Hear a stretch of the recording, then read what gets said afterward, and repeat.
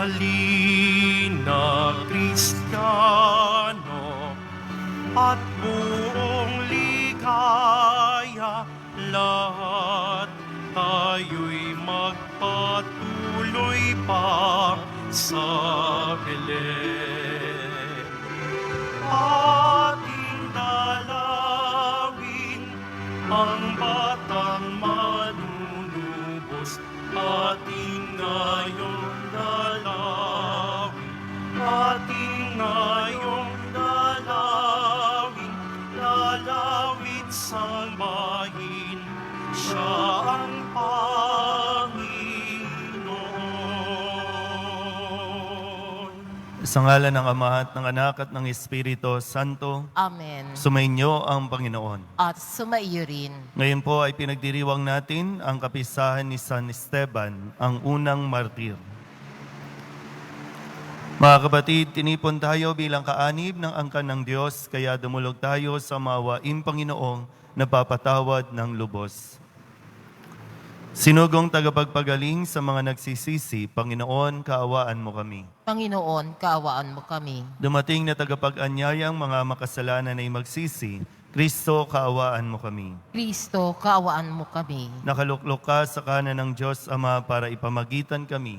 Panginoon, kaawaan mo kami. Panginoon, kaawaan mo kami. Kaawaan tayo na makapangyarihang Diyos, patawarin tayo sa ating mga kasalanan at patnubayan tayo sa buhay na walang hanggan. Amen.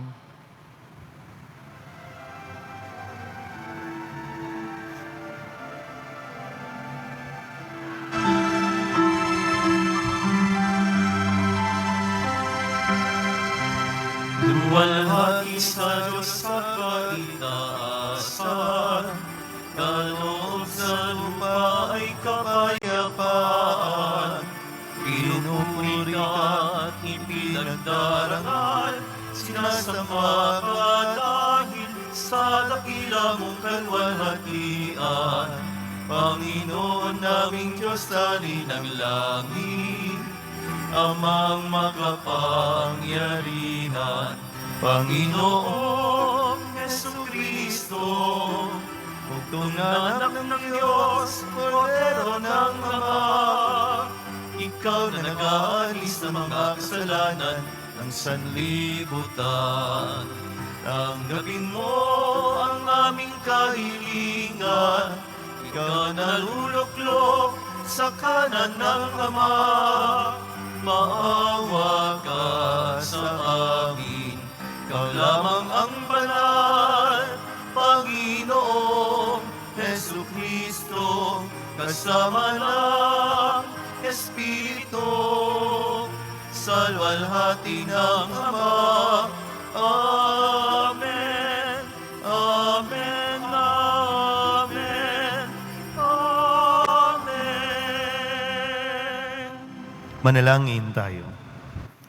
Ama naming makapangyarihan, ipagkaloob mo ang aming matularan, ang aming pinararangalan, upang matutuhan naming mahalin ang mga kaaway, pakundangan sa pagdiriwang namin sa pagsilang sa kalangitan ni San Esteban marunong manalangin para sa mga umuusig na kalaban. Inilulog namin ito sa pamamagitan ni Jesucristo, kasama ng Espiritu Santo, magpasawalang hanggan. Amen.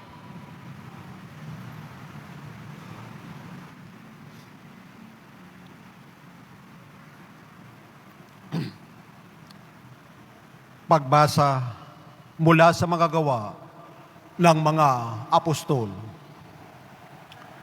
Noong mga araw na yun, pinagpala ng Diyos si Esteban at pinuspos ng kapangyarihan. Anupat gumawa siya ng maraming himala at kababalaghan sa harapan ng madla. Nakipagtalo sa kanya ang ilang kasapi sa sinagoga ng mga pinalaya na binubuo ng mga Hudyong taga-Sirene, taga-Alejandria, taga-Cilicia at taga-Asya.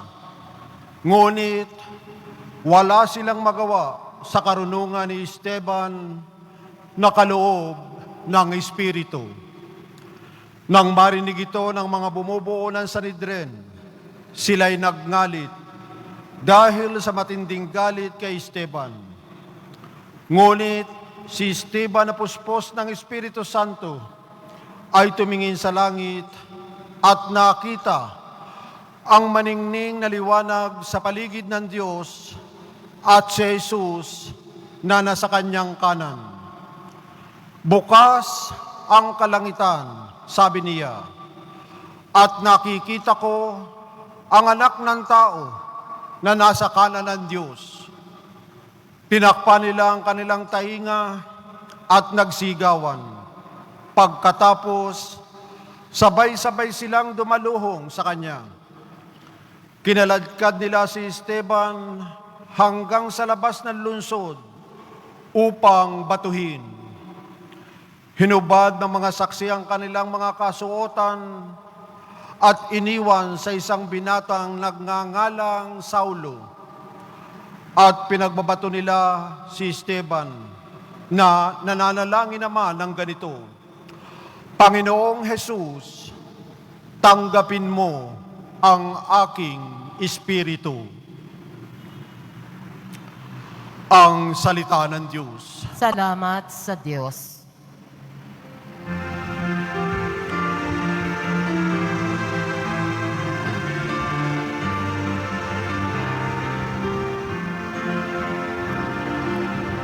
Poon sa mga kamay mo, pagbilin ko ang buhay ko.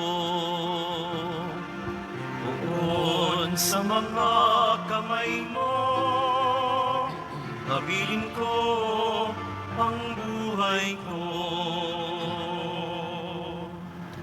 Tanging kublihan ko, ako ay ingatan, tagapagtanggol ko't aking kaligtasan, tagapagtanggol ko at aking kanlungan. Ayon sa sabi mo, ako'y patnubayan. Poon sa mga kamay mo, habilin ko ang buhay ko. Sa mga kamay mo, habilin ko'y buhay ko. Tagapagligtas kong tapat at totoo. Magbubunyi ako, magsasayang tunay sa iyong pag-ibig na walang katapusan. Poon sa mga kamay mo, habilin ko ang buhay ko. Laban sa kaaway ay ipagtatanggol mo at sa umuusig sa sinumang tao. Itong iyong lingkod sana ay lingapin. Ingatan mo ako't iyong pagpalain. Iligtas mo ako at iyong sagipin. Tanda ng pag-ibig na di magmamaliw. Poon sa mga kamay mo, habilin ko ang buhay ko. Poon sa mga kamay mo, habilin ko ang buhay ko.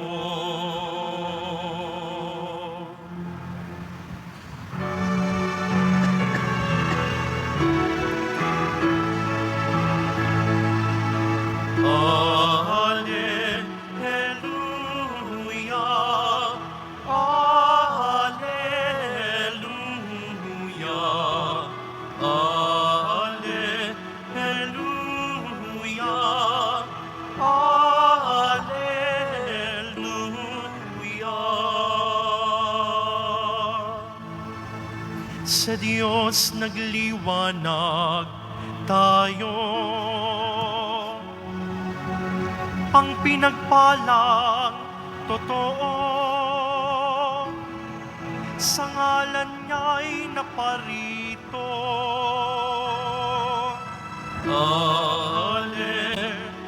Alleluia, Alleluia.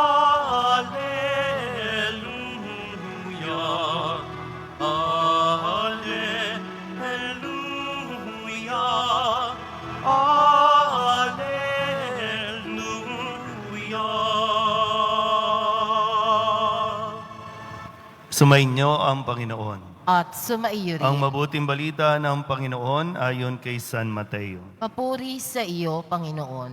Noong panahong iyon, sinabi ni Jesus sa kanyang mga alagad, "Mag-ingat kayo, sapagkat may mga taong magkakanulos sa inyo sa mga hukuman, at hahagupitin nila kayo sa mga sinagoga.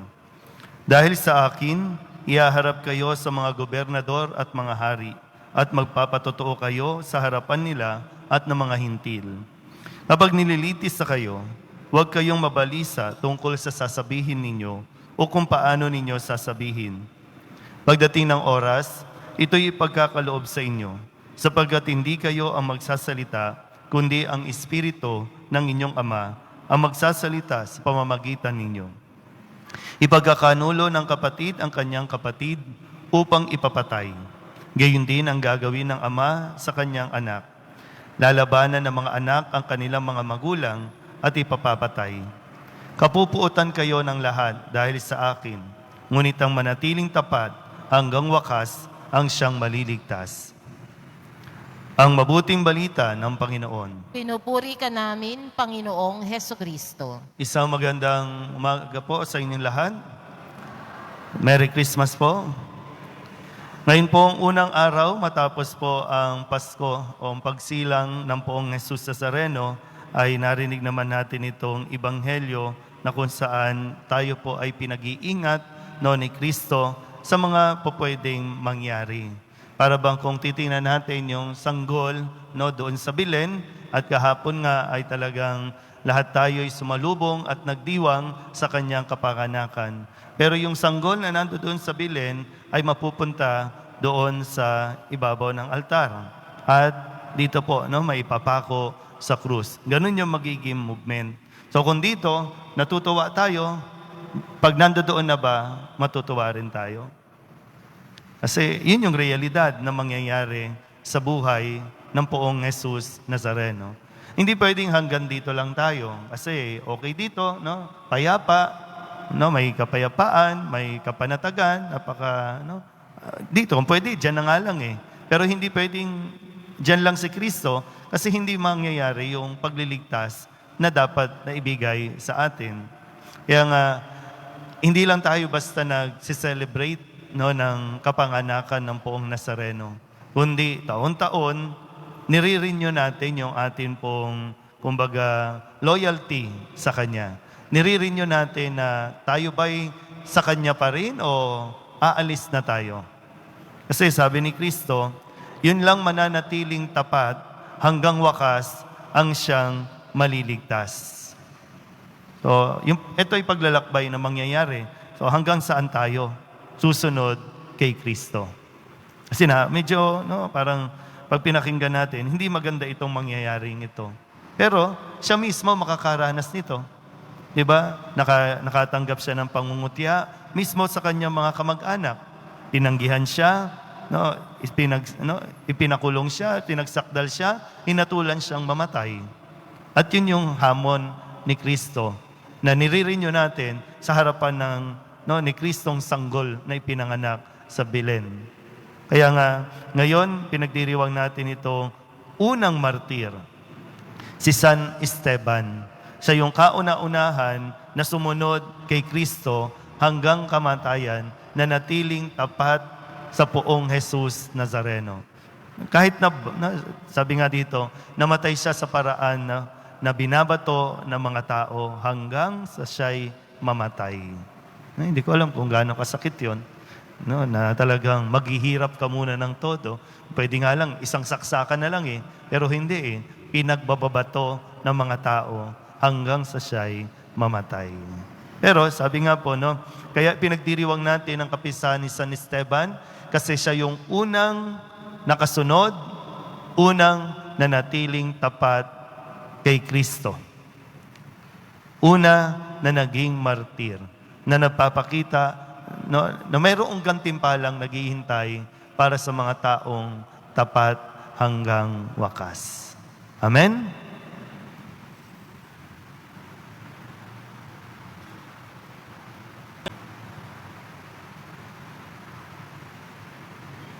Minamahal ko mga kapatid, sa gitna ng panahon ng pagsasaya, dahil sa pagsilang ng ating tagapagligtas, ipinaalala sa atin ng simbahan ang krus na inilalarawan ng pag-aalay ni San Esteban ng kanyang sarili. Ang ating pong itutugon, Panginoon ng buhay, dinggin mo kami. Panginoon ng buhay, dinggin mo kami. Tulad ni San Esteban, naway maihatid natin ang kagalakan ng pagkakatawang tao ng Diyos kahit sa gitna ng mga pagsubok at pag-uusig. Manalangin tayo. Panginoon ng buhay, dinggin mo kami.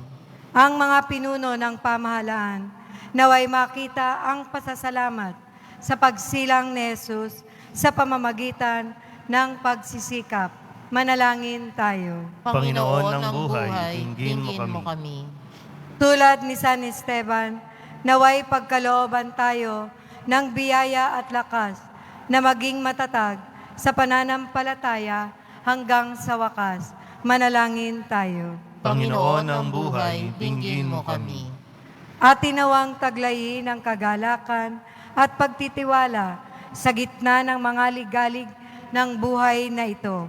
Manalangin tayo. Panginoon ng buhay, dinggin mo kami. Atin ding idilog sa Panginoon ang ating mga personal na kahilingan at mga panalangin para sa ating mga pamilya. At isama din natin ang lahat ng mga pamilyang higit na naapektuhan nito pong bagyong Ursula at mga nabiktima ng pagsabog sa Cotabato.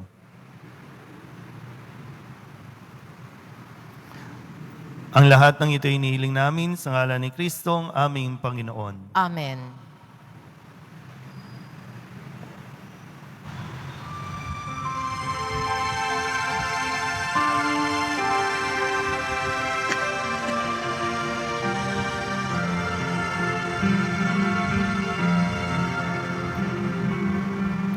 Alay namin sa Paskong dumating, pagkakaisa, pagmamahal at kabanalang taglay.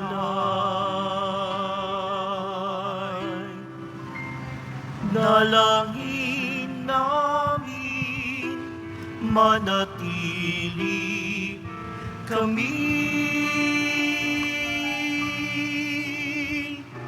tapat sa pag-ibig na bigay mo sa amin.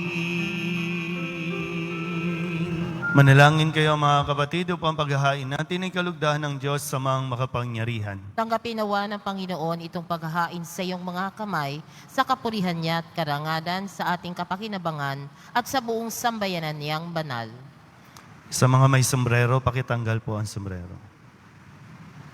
Ama naming lumikha, kalugdan mo ang aming paghahain ng mga alay na nagpapahiwatig na ang mga pagpapakasakit ni San Esteban ay maluwalhating idinarangal sa pamamagitan ni Jesucristo kasama ng Espiritu Santo magpasawalang hanggan. Amen. Sumainyo ang Panginoon. At sumaiyo rin. Itaas sa Diyos ang inyong puso at diwa. Tinaas na namin sa Panginoon. Pasalamatan natin ang Panginoong ating Diyos. Marapat na siya ay pasalamatan. Ama naming makapangyarihan, tunay nga marapat na ikaw ay aming pasalamatan. Ngayong aming kagalakan na si San Esteban ay parangalan. Siya'y kapanalig naming may paninindigan na ikaw ay pahayag kahit siya'y mamatay. Sapagkat minarapat mong kanyang matularan ang iyong anak na naghain ng sariling buhay. Tulad ng naganap sa iyong anak, ang dugo ng mga martir ay dumanak, hindi dahil sa katatagang likas, kundi dahil sa iyong bigay na lakas. Kaya kaysa ng mga anghel na nagsisiawit ng papuri sa iyo, na walang humpay sa kalangitan, kami nagbubunyi sa iyong kadakilaan.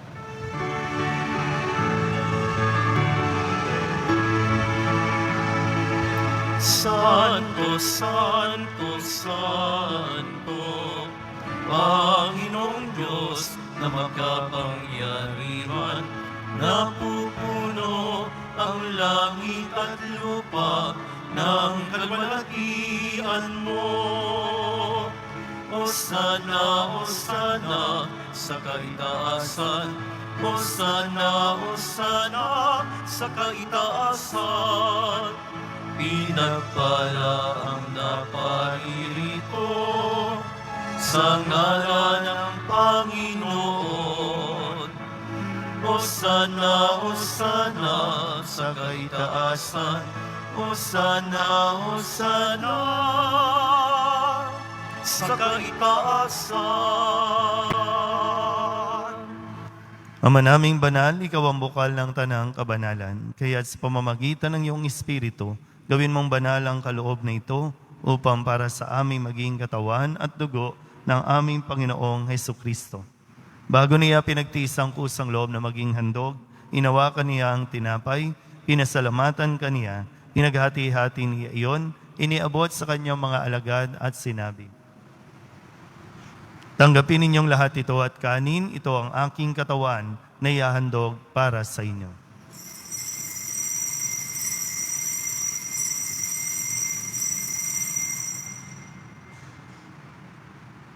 Gayun din naman nang matapos ang hapunan, hinawakan niya ang kalis. Muli kaniyang pinasalamatan. Iniabot niya ang kalis sa kanyang mga alagad at sinabi, tanggapin ninyong lahat ito at inumin. Ito ang kalis ng aking dugo ng bago at walang hanggang tipan. Ang aking dugo na ibubuhos para sa inyo at para sa lahat sa kapagpapatawad ng mga kasalanan. Gawin ninyo ito sa pag-alaala sa akin.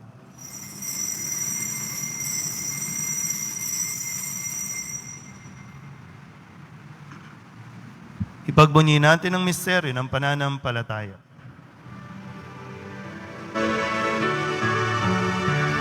Si Kristo ay gulitain, sarili ay inihain, bilang pagkain inumin, pinagsasaluhan natin, hanggang sa siya'y dumating, hanggang sa siya'y dumating. Ama, ginagawa namin ngayon ang pag-alaala sa pagkamatay at muling pagkabuhay ng iyong anak. Kaya tiniaalay namin sa iyo ang tinapay na nagbibigay buhay at ang kalis na nagkakaloob ng kaligtasan. Kami nagpapasalamat dahil kami iyong minarapat na tumayo sa harap mo para maglingkod sa iyo. Isinasamo namin kami magsasalo-salo sa katawan at dugo ni Kristo ay mabuklod sa pagkakaisa sa pamamagitan ng Espiritu Santo. Ama, lingapin mo ang iyong simbahang laganap sa buong daigdig. Puspusin mo kami sa pag-ibig kay San Francisco na aming Papa, ni Luis Antonio na aming Obispo at ng Tanang Kaparian. Alalahanin mo rin ang mga kapatid naming nahimlay na may pag-asang sila'y muling mabubuhay, gayon din ang lahat ng mga pumanaw. Kawaan mo sila at patuloyin sa iyong kaliwanagan. Kawaan mo at pagindapating kaming lahat na makasalo sa iyong buhay na walang wakas. Kaysa ng mahal na Birheng Maria na ina ng Diyos, ng kabiyak ng puso niyang si San Jose, kaysa ng mga apostol at ng lahat ng mga banal na namuhay dito sa daigdig ng kalugod-lugod sa iyo, may pagdiwang nawa namin ang papupuri sa ikararangal mo sa pamamagitan ng iyong anak na aming Panginoong Heso Kristo. Sa pamamagitan ni Kristo, kasama niya at sa Kanya, ang lahat ng parangal at papuri ay sa iyo, Diyos amang makapangyarihan, kasama ng Espiritu Santo, magpasawalang hanggan. Amen. Amen. Amen. Amen. Buong kababaang loob tayong tumawag sa ating Panginoon ng Ama namin.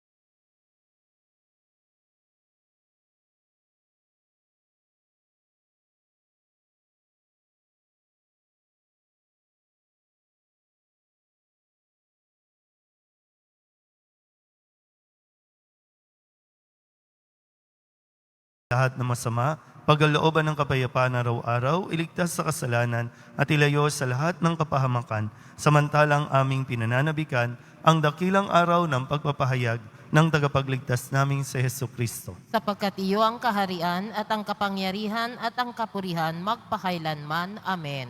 Panginoong Hesu Kristo, sinabi mo sa iyong mga apostol, kapayapaan ang iniiwan ko sa inyo, ang aking kapayapaan ang binibigay ko sa inyo. Tunghayan mo ang aming pananampalataya at huwag ang aming mga pagkakasala. Pagkalooban mo kami ng kapayapaan at pagkakaisa ayon sa iyong kalooban, kasama ng Espiritu Santo, magpasawalang hanggan. Amen. Ang kapayapaan ng Panginoon ay laging sumainyo. At sumaiyo rin. Magbigayan po tayo ng kapayapaan sa isa't isa.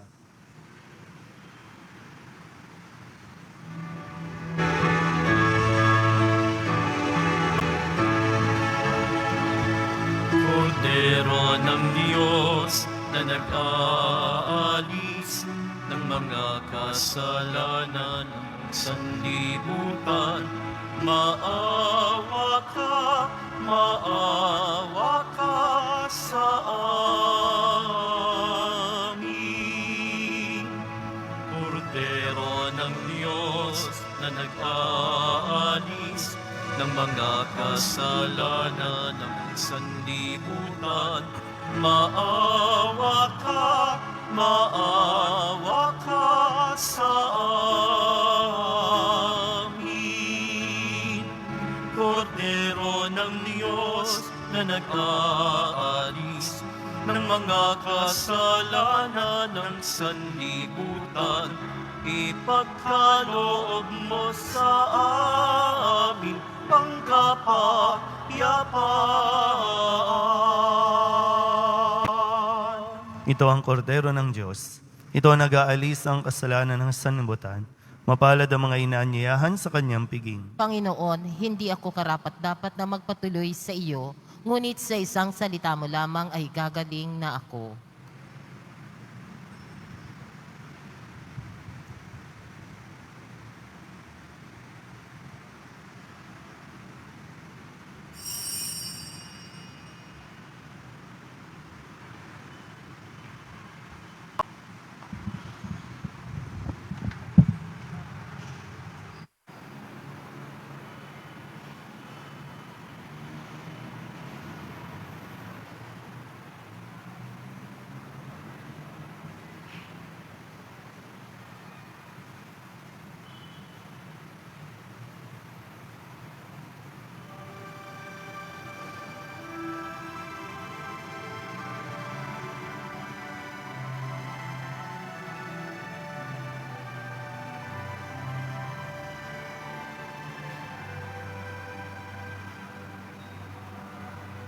Ako'y magalak sa sumilang na anak.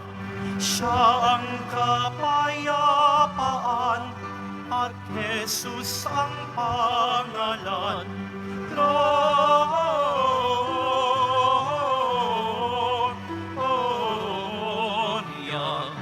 in excelsis Deo. Gloria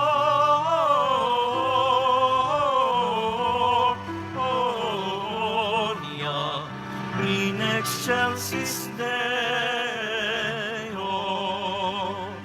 Sumambang lahat sa Diyos, tayong mahal ni Jesus. Kasama ni Maria, purihin siya ang ina. Gloria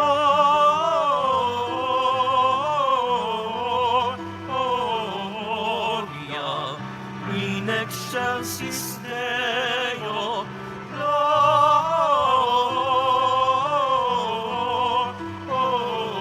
Gloria in excelsis Deo. Anghel aming narinig sa parang umaawit, mga bundok ang sambit, inuulit ang himig. Gloria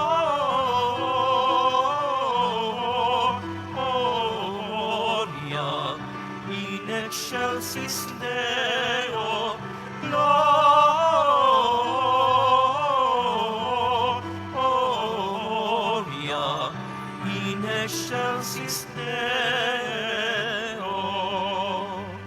Bakit ba mga pastol at sukdulan ang saya? May balita bang hatid at awit nyo'y kay ganda? Gloria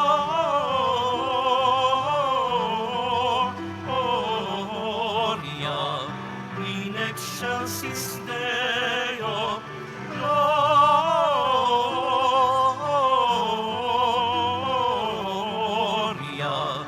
in excelsis Deo.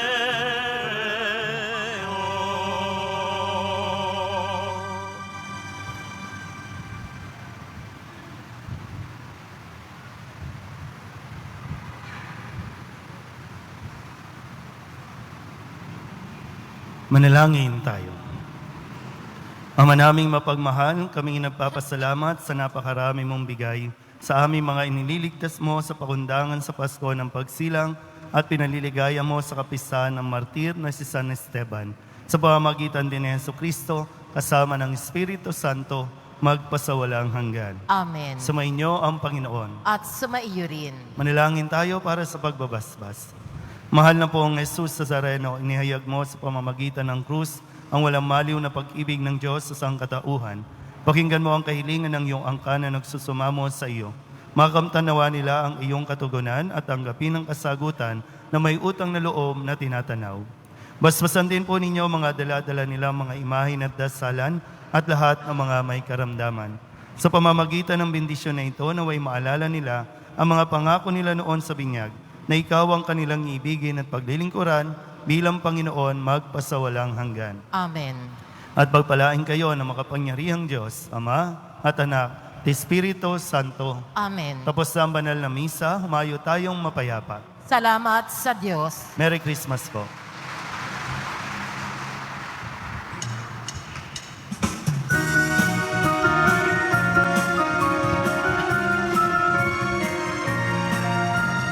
Ang Pasko ay sumapit, ay magbagong buhay, nang lumigaya ang ating bayan. Tayo'y magsikap upang makamtan natin ang kasaganaan. Tayo ay magsiawit habang ang mundo'y tahimik. Ang araw ay sumapit, ng sanggol na dulot ng langit. Tayo ay magmahalan, ating sundin ang gintong aral.